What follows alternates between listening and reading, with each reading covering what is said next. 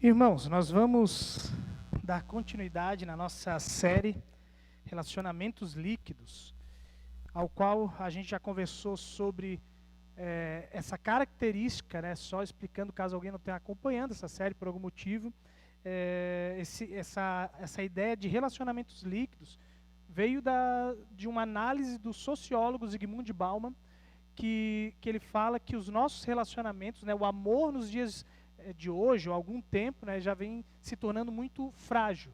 Líquido, né, ele intitulou com esse nome de líquido por causa que o líquido a gente não segura. E assim também são os relacionamentos. Com muita facilidade a gente deixa eles coar pelas mãos, eles acabam.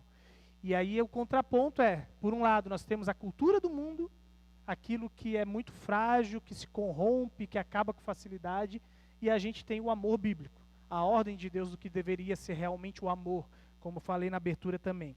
E hoje nós queremos falar então sobre relacionamentos líquidos na igreja, porque há áreas diferentes aos quais a gente tem que dar uma olhada como que a cultura líquida está afetando. E eu quero começar num primeiro momento falando sobre quatro características que a gente vai perceber de como os relacionamentos líquidos têm entrado para dentro da igreja e como a gente pode perceber isso de modo bem palpável. Então, em primeiro lugar, um relacionamento líquido, ou os relacionamentos na comunidade que são marcados, né, por essa fragilidade líquida, em primeiro lugar a gente vai perceber uma característica que é a tendência de algumas pessoas em cultivarem uma fé fora da igreja. Uma tendência de algumas pessoas de cultivarem uma fé fora da igreja. Ou seja, cada vez mais a gente está percebendo pessoas que elas até querem buscar a Deus. Sim, a gente encontra um grupo de pessoas que dizem que amam a Deus, que temem a Deus, mas que elas não querem mais saber de igreja.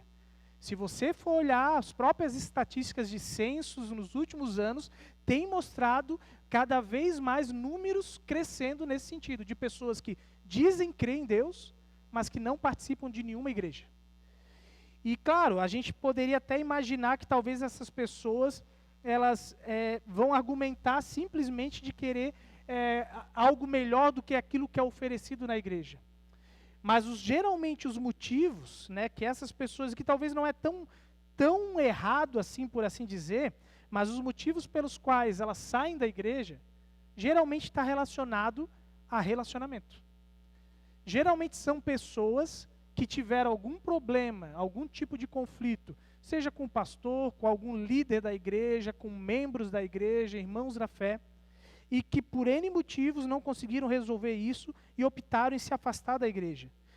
O problema desse tipo de gente é que eles se afastam da igreja porque eles idealizam de uma maneira até mesmo romântica, não romântica no sentido romântico de um casal, mas romantismo como algo ideal de perfeição, como tem nos romances, nos filmes. Aquela coisa assim maravilhosa que até que a morte separe, como se o casamento, as pessoas se unem e vai ser tudo mil maravilhas. E eles idealizam que a igreja é um lugar onde tudo é perfeito, onde todas as pessoas ali são perfeitas, são pacientes, são ótimas, e que todos os relacionamentos. Então é esse tipo de gente que continua amando a Deus, mas não quer saber de igreja, vive essa cultura do relacionamento líquido porque ainda não entendeu o que realmente é a igreja. A segunda característica que a gente vai perceber de igrejas que são marcadas pela cultura do relacionamento líquido, ou pessoas, né, que se relacionam com a igreja de uma maneira líquida, é a tendência de algumas delas não assumirem um vínculo formal com suas igrejas. Então, assim, tem gente que quer Deus, mas não quer a igreja no sentido de assim dizer, de realmente, eu até estou indo na igreja, eu até participo dela, mas eu não quero realmente me comprometer a ponto de repente, dizer eu sou parte da igreja. E aí eu achei uma frase extremamente interessante do pastor Augusto Nicodemos. Ele é um pastor da igreja presbiteriana, e ele diz o seguinte a respeito dessas pessoas, que elas até assim vão uma vez ou outra na igreja, mas não firmam o passo, né, dentro da igreja. Ele diz assim: Os desigrejados, na verdade, não querem a igreja organizada meramente porque desejam uma forma mais pura de cristianismo. Eles querem mesmo liberdade para serem cristãos do jeito deles. Acreditam no que quiserem, acreditar no que quiserem e viver do jeito que acham correto, sem ter que prestar contas a ninguém.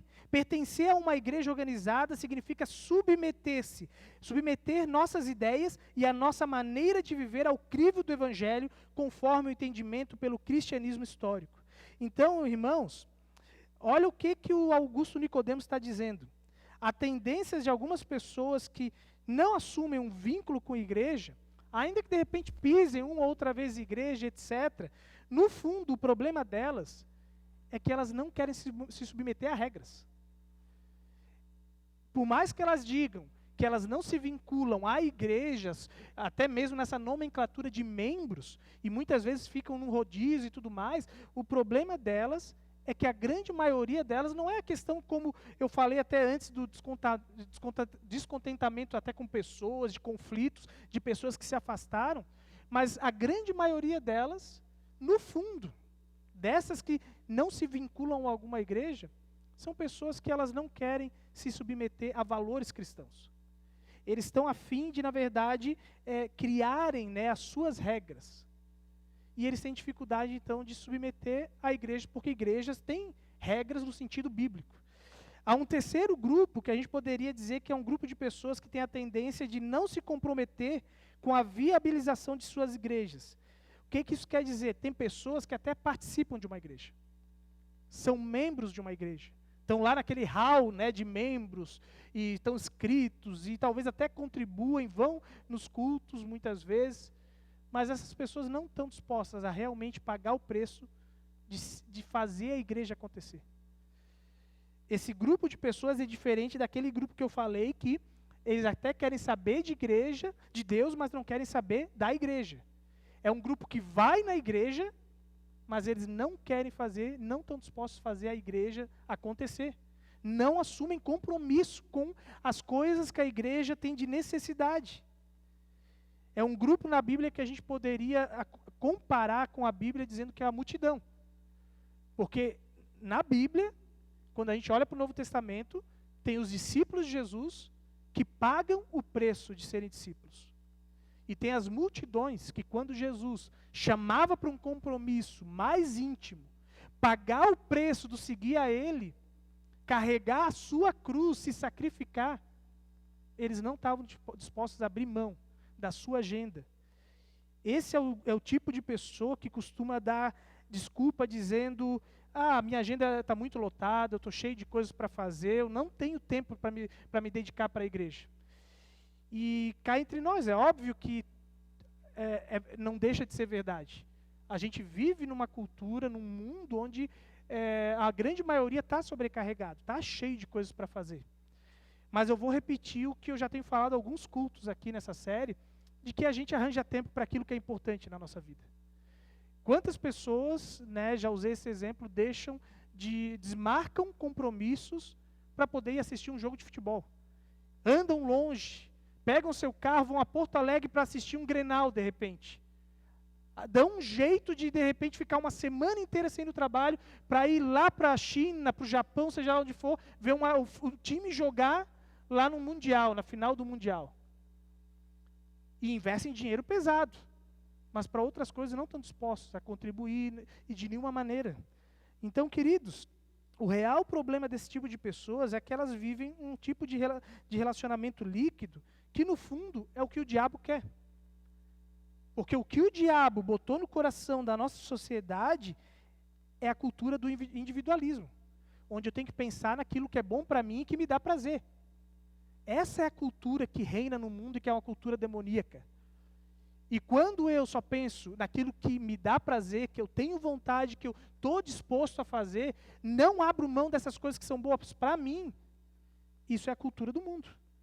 E a respeito disso, tem um outro pastor que eu já citei algumas vezes aqui, que é o Tim Keller. Ele diz o seguinte: um dos princípios do amor, seja ele a base de uma amizade ou de uma relação romântica, é a necessidade de abrir mão da independência para alcançar uma intimidade maior. Não é possível desenvolver um relacionamento profundo e tomar decisões unilaterais, ou impedir que o outro em nada opine com relação à maneira como você leva a vida.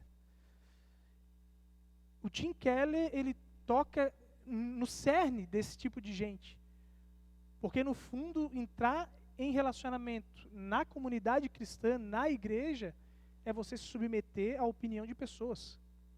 Não a opinião no sentido do que eu acho melhor para a tua vida, mas no sentido de, a partir da palavra de Deus, eu influenciar a tua vida. Só que num mundo onde eu sei o que é melhor para a minha vida, a gente acaba querendo fugir desse tipo de relacionamento na igreja, porque eu não quero ninguém mandando na minha vida, eu não quero ninguém opinando e tentando dizer que eu tenho que mudar, que eu tenho que ser diferente, que não é assim. E ainda tem um quarto grupo de pessoas, que é um grupo que tem a tendência de mudarem constantemente de igreja. E isso também nas estatísticas do IBGE e assim por diante, aí nos censos, mostram que em torno de 23% dos brasileiros já mudou de igreja. E quando eu vou falar do relacionamento líquido, da dificuldade que é desse tipo de pessoa, eu não estou dizendo que muitas vezes não há casos de pessoas que vão ter que mudar de igrejas. Porque há pessoas que talvez, por causa de um chamado de Deus para a sua vida específico, vão ir para outra comunidade cristã, de repente, para estar lá ativo, para ser usado por Deus lá, e realmente foi um chamado, talvez vão ir para uma missão e assim por diante. Há pessoas que, muitas vezes, porque participam de uma igreja, onde não há ali a pregação do evangelho correto, onde é ensinado coisas que não condizem com a verdade bíblica, vão precisar mudar de igreja, porque elas não vão conseguir mudar o padrão daquela igreja, e elas vão ter que ir para algum lugar onde o evangelho realmente é pregado. São algumas condições, mas nem todas as mudanças têm a ver com esse tipo de problema. A gente vê que na nossa cultura do Brasil, o que acontece é que na maioria das vezes tem a ver com o individualismo. O qual, onde eu participo de uma igreja e porque de repente alguém, de novo, falou que eu não gostava, me ofendeu, agiu de alguma maneira, eu vou lá para outra igreja. Eu vou sair dessa porque eu estou descontente. Eu não gostei do pastor, eu não gostei do presbitério, eu não gostei disso, daquilo, eu vou para outra igreja. E vai pipocando de igreja em igreja. Muitas vezes o motivo pelo qual muitas pessoas vão pipocando de igreja em igreja é porque pensam, não, quanto mais igrejas eu for, mais eu vou aprender de Deus. Mais eu vou colher de informações sobre Deus, mais relacionamento eu vou ter. Só que isso, queridos, não condiz com aquilo que a gente entende como sendo um compromisso com um grupo ao qual Deus te colocou e te chamou para servir naquele ambiente. No fundo, esse tipo de pessoa que fica pipocando de igreja em igreja, ela está preocupada só com ela. Ela não está preocupada com o reino de Deus. É egoísmo. E aí nós vamos ver então o que Deus espera da gente. E nós vamos fazer isso olhando para João capítulo 17, onde lá Jesus ele vai falar sobre alguns pedidos que ele faz a Deus antes da partida dele, né, para os céus. A gente não vai ler o capítulo inteiro, ainda que é do 1 ao 26 que se encontram esses pedidos, mas nós vamos ler alguns versículos aqui, então se você quiser pode acompanhar pela sua Bíblia esses pedidos que a gente vai estar conversando aqui. Mas Jesus ele trabalha alguns pedidos, e o mais interessante é que geralmente a gente diz que quando uma pessoa ela está para morrer, ela geralmente reflete sobre o que realmente é importante ser falado. E Jesus, justamente com seus discípulos, antes de morrer, ele deixa algumas orientações para eles e faz alguns pedidos para eles diante de Deus também. Eles ouvem a oração dele diante de Deus, ou seja, é duplo. Ele está falando para eles, mas falando para Deus aquele pedido. E nós vamos ver em primeiro lugar que o primeiro pedido de Jesus vai estar ali nos versículos 11 e 21, onde diz assim no primeiro versículo, no 11. Jesus pede assim, para que sejam um assim como nós somos um. E no 21 diz assim, para que todos sejam um, Pai, como tu estás em mim e eu em ti, que eles também estejam em nós. E Jesus aqui, em resumo, está dizendo que ele está pedindo pela edificação da igreja. Esse é o pedido de Jesus a Deus. Porque quando a gente olha aqui, Jesus ele poderia pedir por problemas pessoais. Ele poderia dizer, Deus, olha só o que eu vou passar, e falar para o grupo, olha, eu realmente vou ter momentos difíceis agora, e etc. Mas ele não fala de problemas, porque no fundo ele mesmo diz, no mundo vocês vão ter aflições. Isso faz parte do mundo. E ele pede, em primeiro lugar, pela edificação da igreja, porque em momentos de conflitos, de problemas diários, que é característica do nosso mundo, que está reinando ainda o pecado na vida de muitas pessoas, nós precisamos de pessoas que nos deem suporte. Nós precisamos de um grupo de pessoas que realmente vão estar com a gente caminhando. Então a edificação é essencial da comunidade cristã.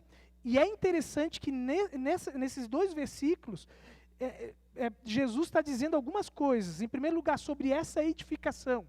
Ele vai dizer que quem edifica a igreja é Deus.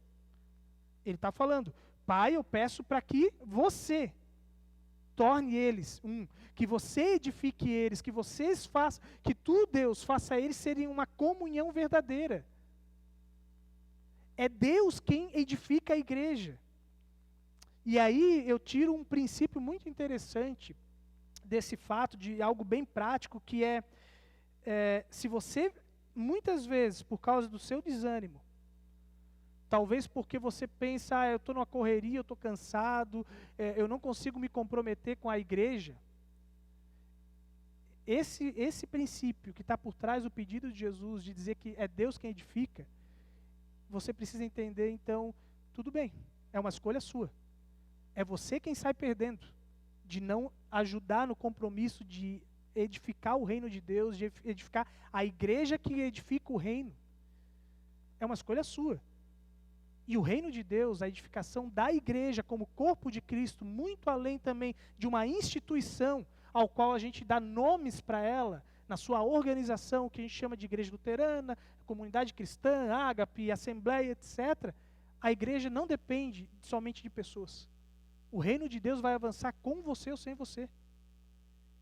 É nós que saímos perdendo de não fazer parte da edificação dessa igreja. Deus nos dá o privilégio de também cooperar, sermos cooperadores dele, na edificação do seu reino. Então, se você opta por isso, o que eu posso dizer para você é uma pena. Mas a igreja vai crescer independente de você querer ajudar ou não. Ainda que hajam pessoas que muitas vezes atrapalham, porque vivem um relacionamento líquido com a igreja e não querem mudar os seus padrões de relacionamento líquido, mas a igreja, o reino de Deus vai crescer. Em segundo lugar, quando Jesus pede pela edificação da igreja, um outro princípio que a gente vai entender aqui é que a comunidade cristã, ela é influenciada pelo modelo da Trindade. O que isso quer dizer? Quando a gente olha Jesus dizendo, para que eles sejam um assim como nós somos um, nós vamos entender que Jesus está alertando que, desde a origem da criação, a Trindade vive um relacionamento profundo. Em João capítulo 16, se você olhar na sua Bíblia, seja agora ou depois, você vai ver Jesus falando do relacionamento íntimo que a Trindade, que o Pai, o Filho e o Espírito Santo têm. Eles se amam, é um amor fantástico. Eles vivem numa interdependência total. E esse é o modelo de edificação que Jesus pede que o Pai traga para a igreja. É uma interdependência completa, ao qual a gente não consegue viver sem um depender do outro. Não é o individualismo onde cada um por si e Deus por todos. Não é isso. Esse lema que o mundo diz, cada um por si e Deus por todos, não está na Bíblia. É um modelo de interdependência. E a terceira coisa que está por trás desse pedido da edificação da comunidade é que a comunidade é caracterizada pela unidade, para que todos sejam um. E aí, queridos, a gente precisa entender que unidade não é a mesma coisa que uniformidade. Muitas vezes a gente não quer participar de uma igreja porque a gente entende que unidade é todos pensarem de maneira igual a respeito de tudo. e que não vai haver divergências dentro da igreja a respeito de que, o que a gente deve investir agora num primeiro momento? A gente deve investir no som ou a gente deve investir lá fora, pintar a igreja fora? A gente deve, de repente, mexer no piso ou fazer aquilo? A cor da igreja deve ser azul ou amarelo? E a gente não vai ter consenso em muitas coisas. Eu torço para o time tal ou para outro time. Eu sou do partido político tal ou eu sou do partido político X ali. E a gente pensa que de repente não pode ter dentro da igreja pessoas que são de um outro partido e partidos opostos. Que não tem como conviver pessoas do 40 e do 45, do 55, seja lá o que for. Só que unidade não é sinônimo de uniformidade, porque ainda que a gente pense diferente a respeito de muitas vezes como esse reino vai avançar, como algumas coisas devem acontecer, nós estamos reunidos em torno de uma coisa que é o centro, que é Jesus. O que nos une como igreja é Jesus. É a salvação nele, que só a salvação através dele. Essa é a nossa união. E a gente consegue abrir mão das outras coisas, os pensamentos diferentes, as coisas que a gente não consegue, de repente, chegar a consensos de como fazer algumas coisas na cidade e assim por diante, por causa de Jesus. Ou não é assim que a gente vê acontecendo com os discípulos de Jesus? Não havia uniformidade. Entre os discípulos havia um cara que, alguns ali que eram pescador, havia um cobrador de impostos, havia um cara que era uma pessoa que saía matando, que era um revolucionário, gente de tudo que é jeito. Se você já assistiu o seriado The Chosen, eu já citei algumas vezes aqui, se você não assistiu ainda, está perdendo de ter uma visão, a Bíblia saltar para fora, e você conseguir compreender um pouco de quem que eram os discípulos. De ver talvez o conflito que provavelmente aconteceu entre Pedro e Mateus, onde Mateus era um traidor, porque ele era um cobrador de impostos, judeu, mas a serviço do Império Romano, estava servindo aquele que escravizou, não escravidão como a gente conhece, mas estava tendo que servir aos inimigos do povo de Israel. E é bem possível que talvez durante um bom tempo eles realmente não se deram nada bem, Mateus e Pedro. Mas eles estavam lá e o que unia eles era Jesus. Eles abriam mão das suas diferenças em muitos momentos porque Jesus unia eles com o propósito da missão, da edificação do reino dele. O segundo pedido de Jesus é pela proteção da comunidade. Nós vamos ler do versículo 14 até o versículo 16. Lá diz assim, 14 até o versículo 16. Eu lhes tenho... eu vou ler nessa outra versão aqui. Dei-lhes a tua palavra, e o mundo os odiou, pois eles não são do mundo, como eu também não sou. Não rogo que os tire do mundo, mas que os proteja do maligno. Eles não são do mundo, como eu também não sou. Presta atenção. Jesus aqui, ele vem pedir por proteção. E ele pede que Deus proteja a igreja de dois inimigos. Em primeiro lugar, o mundo. Então, uma das coisas que mais atrapalha a edificação da igreja, de que o reino de Deus cresça, de mais pessoas serem acrescentadas ao reino, na comunhão cristã, é que nós vivemos num mundo que é oposição ao reino de Deus. Você não pode viver nessa terra acreditando que o mundo é um ambiente neutro.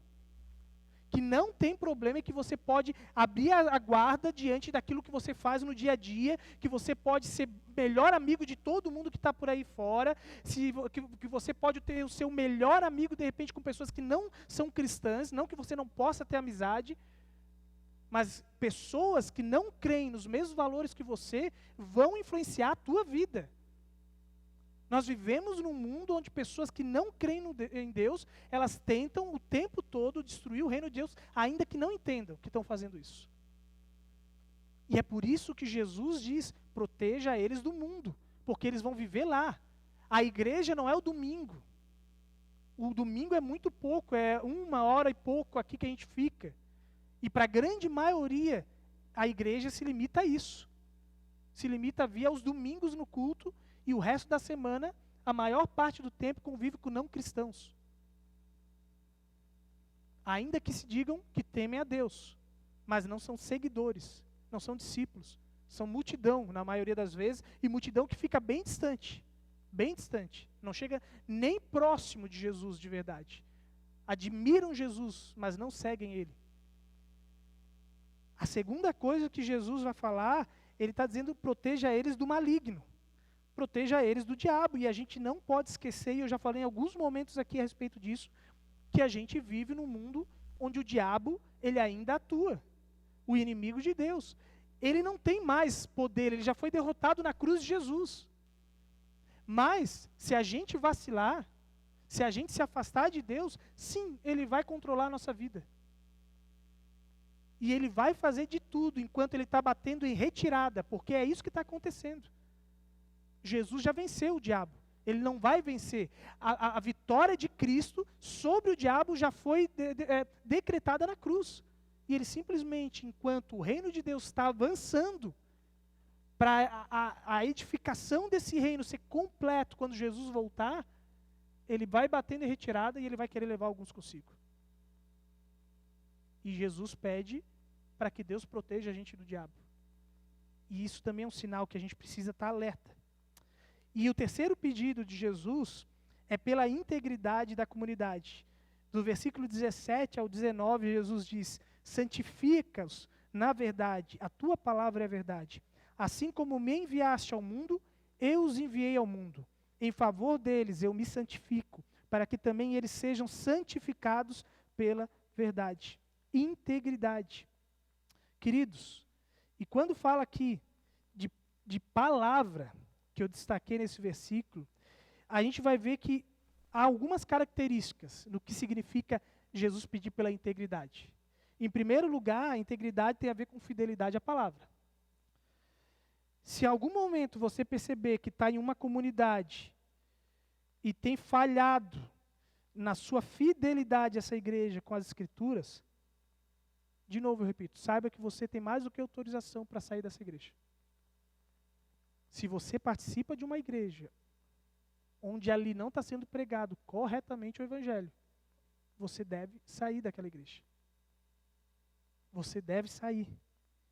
Porque essa é uma marca que distingue, uma vez eu tive problema, né? De novo eu me lembrei dessa palavra, que diferencia, eu tenho que fazer como é que é a dicção, treinamento na dicção, que diferencia as verdadeiras igrejas. Uma pregação correta do Evangelho.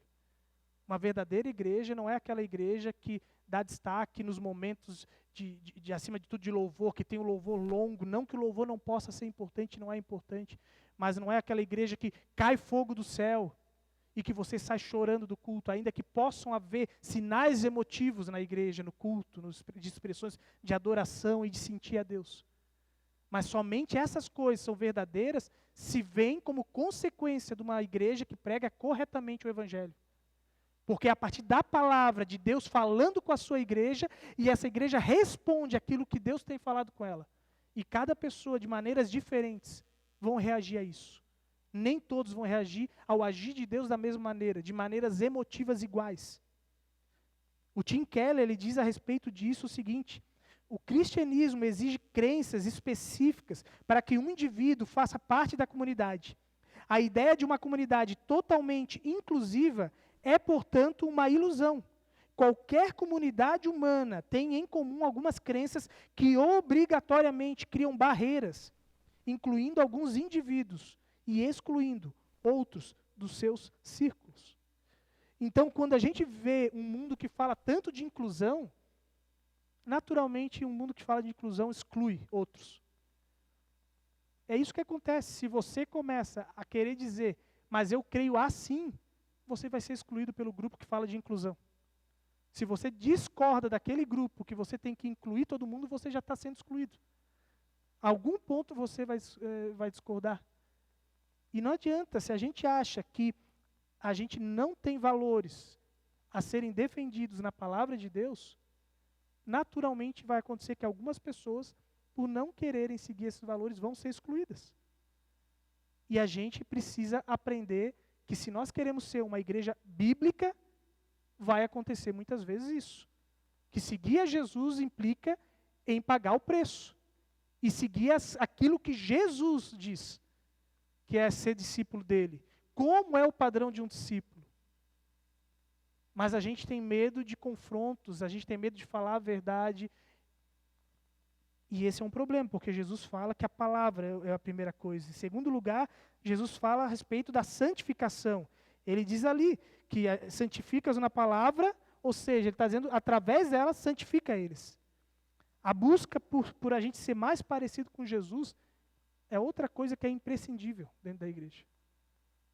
Ou da verdadeira igreja. Se nós queremos participar de uma igreja, não tem como você não ser semelhante a Jesus. Semelhante em maturidade, como eu já falei algumas vezes aqui. O nosso alvo é ser maduro, assim como Jesus era plenamente maduro. E a comunidade cristã não é formada por pessoas perfeitas, é óbvio. Ela é formada por pessoas que amam a Jesus e que vivem numa caminhada de se tornar cada dia mais parecidas. Elas querem intencionalmente crescer e a cada dia ser diferente. Não que você vai ser a cada dia mais perfeito, de novo. Mas se você vem para a igreja e está satisfeito com aquilo que você se tornou, não está certo. Ah, mas eu já participo há anos na igreja, já está bom, eu não preciso me envolver com mais nada. Mas você precisa continuar crescendo. O discipulado é para a vida inteira.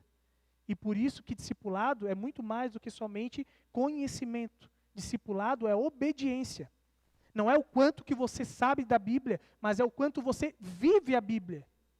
Você não é cristão por saber falar a Bíblia de cor, por você saber um monte de versículo, porque você passou no ensino confirmatório, nas provas e decorou tudo que era para ser decorado. Você não é cristão por causa disso. Você é cristão se você vive como Jesus. E ainda, essa igreja íntegra é uma igreja que vive a missão, é uma igreja que está no mundo a serviço de Deus. Obedece o envio de Mateus 28, onde Jesus diz: vão e preguem o evangelho. Façam discípulos. Uma igreja que não faz missão, que não prega o evangelho no seu dia a dia, que não fala do amor de Deus para as pessoas, não é igreja íntegra. Não é igreja de verdade. Uma igreja que os seus membros são agentes secretos lá na rua, não é igreja. Pode ser tudo, pode ser um clube social ao qual a gente tem os nossos direitos e deveres e a gente cobra por esses direitos e deveres. E talvez a gente acha que porque o pastor é pago, nesse clube eu tenho o direito de o pastor fazer isso ou aquilo. É um clube social, mas não é igreja, porque Jesus envia a igreja, a comunidade como um todo. A comunidade não existe para servir a gente em benefício próprio. A comunidade, a igreja cristã não existe para eu pensar o que eu gosto mais na igreja. Se eu quero vir para o culto, eu gosto mais que sejam cantados tais hinos ou aqueles outros hinos. Se eu gosto que de repente o pastor fale isso ou aquilo. Se eu gosto que de repente o banco é duro ou se é cadeira. A igreja não existe para isso. Uma igreja íntegra, de acordo com os conceitos do que Jesus diz, ela é fiel à palavra. São pessoas que são parecidas com Jesus e que cumprem a missão. Isso é uma igreja verdadeiramente edificada. E a pergunta que eu faço é, quando a gente olha para a nossa comunidade, isso não tem a ver com o culto. Igreja não é o culto. Igreja são pessoas. Quando nós olhamos para as pessoas que se reúnem nesse espaço, não só no domingo, e deveria se reunir em muitos mais momentos, nas casas, durante a semana, para compartilhar a vida, compartilhar dificuldades, um orar pelos outros, para levar o evangelho. Quando nós olhamos para a nossa comunidade, a gente consegue ver essas marcas aqui, fidelidade com a palavra, dos seus membros, as pessoas, as pessoas que fazem parte do nosso grupo de comunhão aqui dessa comunidade, são fiéis aos valores do reino de Deus, ao evangelho, no seu dia a dia, quando trabalham, em cada área da sua vida, nos seus casamentos, nos seus relacionamentos de amizade. Quando as pessoas da cidade olham para esses cristãos aqui eles olham e dizem essas pessoas são parecidas com Jesus? Porque Jesus também nesse contexto ele diz, é por essa união, por essa característica que as pessoas vão conhecer a Deus. As pessoas são atraídas quando elas olham para a gente e veem a gente se relacionando como verdadeiramente Jesus se relacionava com as pessoas. Como a gente ama uns aos outros de modo semelhante a Jesus. E isso iria atrair. E consequentemente eu acho que se a gente olha para a igreja de Atos, que a cada dia eram acrescentadas mais e mais pessoas, a gente teria que todo culto ter visitante. Todo culto. Se as pessoas olhassem para nossas vidas e vissem Jesus. A nossa igreja é uma igreja que está em missão no mundo. E no mundo não é no sentido somente de enviar missionários. É onde a gente está. A nossa igreja, a gente vê que é uma igreja que está em missão, que tem o conceito de que aonde a gente está, nós somos pessoas que estão em nome de Deus. É a embaixada de Deus, do reino de Deus nessa terra. São pessoas que representam o reino de Deus aonde a gente está. Nós falamos em nome de Deus. Nós não somos pessoas que trabalham e que são lá simplesmente, seja lá qual for a sua profissão, mas eu estou num trabalho servindo a Deus.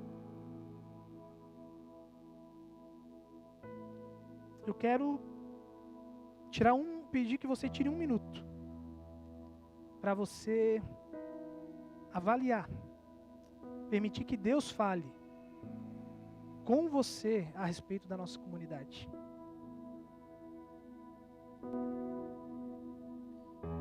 E eu quero te desafiar a ficar 1 minutinho e depois eu quero desafiar a gente se reunir em grupos pequenos.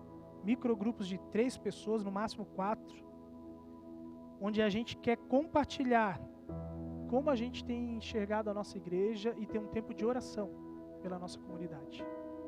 Então, no primeiro momento, tire 1 minutinho que eu vou deixar em silêncio, para você sentir o que mais Deus falou com você a respeito da nossa comunidade. De tudo aquilo que eu falei aqui, dos pedidos de Jesus. Tem esse tempo em silêncio para meditar e refletir sobre o que Deus mais chamou a sua atenção.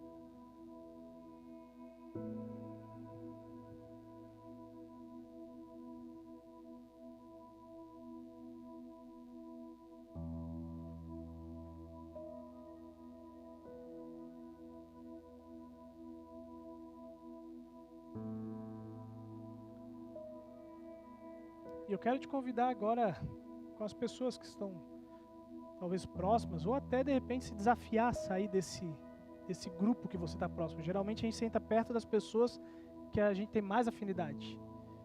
E de alguma forma sair de repente e a gente formar microgrupos de 3, 4 pessoas e a gente ter uns 5, no máximo 10 minutinhos, onde eu vou deixar um tempinho para a gente conversar, compartilhar o que mais assim você percebe a respeito das marcas de integridade, de repente, outras coisas que Deus falou com você, e depois eu digo, agora vamos ter um tempo de oração. E aí nos grupinhos pequenos a gente quer orar, e eu encerro orando também com todos os grupos. Sai do seu lugar agora, se levante.